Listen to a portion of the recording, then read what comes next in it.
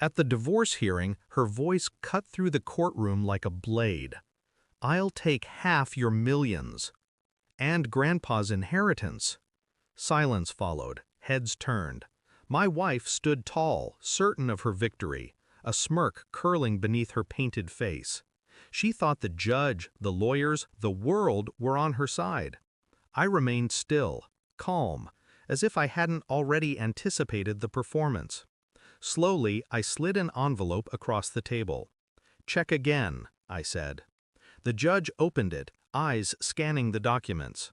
His expression shifted, first confusion, then gravity. He looked at her, then back at me, then back at her again. The room's atmosphere changed, and she finally realized something was wrong. It hadn't started in the courtroom. It started years earlier, in whispers I pretended not to hear. Late-night calls, smiles meant for someone else, excuses too rehearsed to be true. She had been my partner, my confidant, the one who once pressed her palm against mine and swore forever. But forever, for her, had a shorter half-life. The betrayal came piece by piece. First infidelity, then manipulation. The false tenderness when she touched my hand in public. The lies she spun about me to her friends, painting herself as a martyr. And then, the final cut.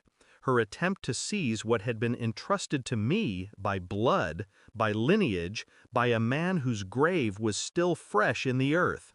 Grandpa's inheritance. The one thing untouchable. Or so I thought. She wanted it all. Not for survival, not for need, but for power, for victory. And I couldn't allow it, I began quietly. Always quietly. I traced the money first, her secret accounts, her quiet withdrawals, her late-night transfers. Offshore shells hidden under false names, uncovered with the patience of a man who'd spent years studying the art of deception in others. Then came the files. I hacked nothing. I didn't need to. Carelessness is always the weak link. Bank statements left in the trash, emails still lingering in drafts, a lover too bold with his words. I documented everything. Not with rage, but with precision. Evidence filed neatly, dated, cross-referenced. She suspected nothing. At night, I listened to her breathing beside me. Even, shallow, deceptive. She thought she was winning. She thought she had already buried me under the weight of her lies. But she had no idea I was already dismantling her piece by piece. And by the time I handed the envelope to the judge, the entire structure of her life was a house of cards waiting for a breath. The judge read aloud what she hadn't expected to hear. Fraud, concealment of assets, perjury under oath. Her face drained of color. The courtroom gasped. Her lawyer leaned forward, whispering in panic. I said nothing. My eyes never left her. Because I wanted her to feel it. Not just the fall, but the silence that comes before the impact. The truth was out. Her accounts exposed. Her lies documented. The lover's words preserved in black and white. She looked at me then, truly looked, as if seeing me for the first time.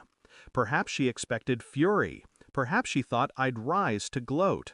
But I only sat there, calm, composed, and she broke instead. After court, I walked past her. She reached for me, desperate now. "You set me up," she whispered. I stopped, turned. My voice was low, measured. "No, you set yourself up. I just turned on the light." Her eyes shimmered with something between rage and collapse. She wanted me to lash out, to shout, to show the hurt she had inflicted. But I wouldn't give her that satisfaction. Instead, I walked away, leaving her drowning in the evidence of her own choices.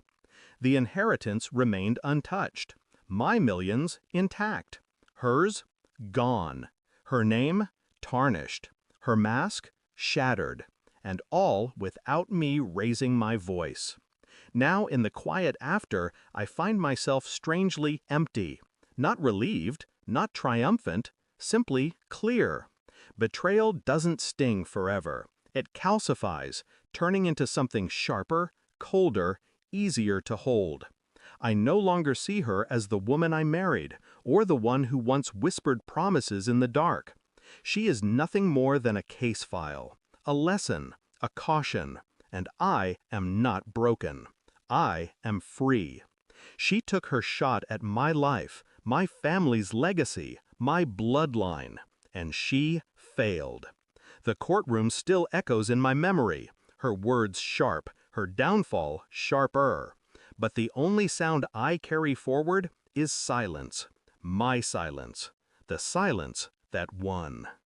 Thanks for watching. Don't forget to like, share, and comment. Subscribe now to Cheating Stories Insight World for more amazing stories.